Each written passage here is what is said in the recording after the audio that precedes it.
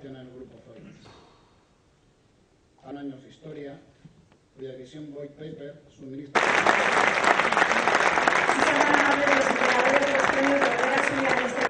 en la que se ha vivido unas grandes experiencias, unas experiencias vitales, unas experiencias que reflejan también, bueno, pues el sentir de nuestro pueblo y un poco nos da idea de cuál es el pulso de los empresarios de este país que van a seguir seguramente trabajando por ese futuro. Sin duda, una noche emocionante que tengo el honor y la responsabilidad de clausurar tras haber hecho entrega de la Euskal Makila White Paper Tolosa, Zorionak benetan. Antes que nada, me gustaría también felicitar a todas las personas y organizaciones que hoy han sido premiadas. Pedro Garegordóvil, qué manera tan fácil de explicar una vida tan complicada. Eskerrik asko, Pedro. También a Ingemat, Plastigaur, Zorionak danori. Esta noche hemos sido testigos del éxito de importantes empresas radicadas en Euskadi. Tengo la firme convicción de que el éxito no llega solo, sino tras años y muchos años de trabajo, esfuerzo, dedicación y compromiso. Liderazgo y espíritu innovador son también dos características de las personas y empresas presentes hoy aquí. Y como consejero de Hacienda y Economía no puedo más que agradecer sinceramente la apuesta que ustedes hacen por este país. Me gustaría seguir tendiendo puentes entre los mundos de la función directiva y de la política. No tengo duda de que las sociedades que obtienen mejores resultados se caracterizan por mayores y mejores niveles de cooperación.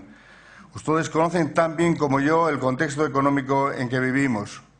Acabamos de salir de una grave crisis económica que ha marcado los últimos 10 años en Euskadi.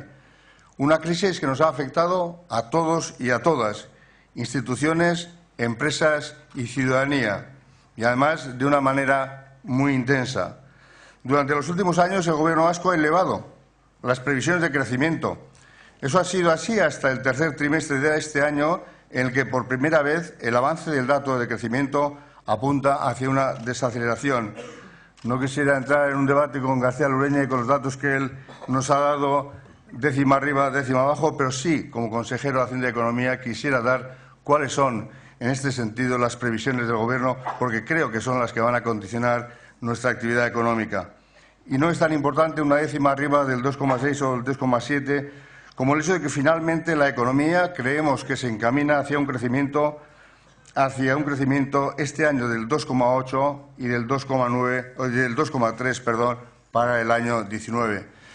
Con todo, a pesar de este menor crecimiento que se prevé, la previsión de creación de empleo se cifra en un 1,4% para el año 19, lo que supondrá la creación de 13.500 puestos de trabajo nuevos.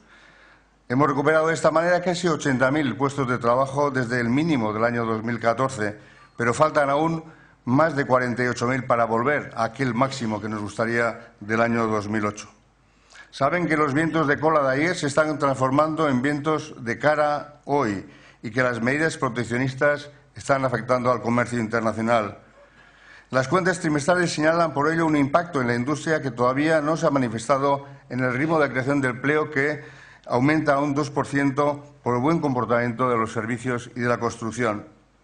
Todos los análisis descartan una caída pronunciada y sugieren que nos encaminamos hacia una nueva senda de crecimiento algo por encima del 2%.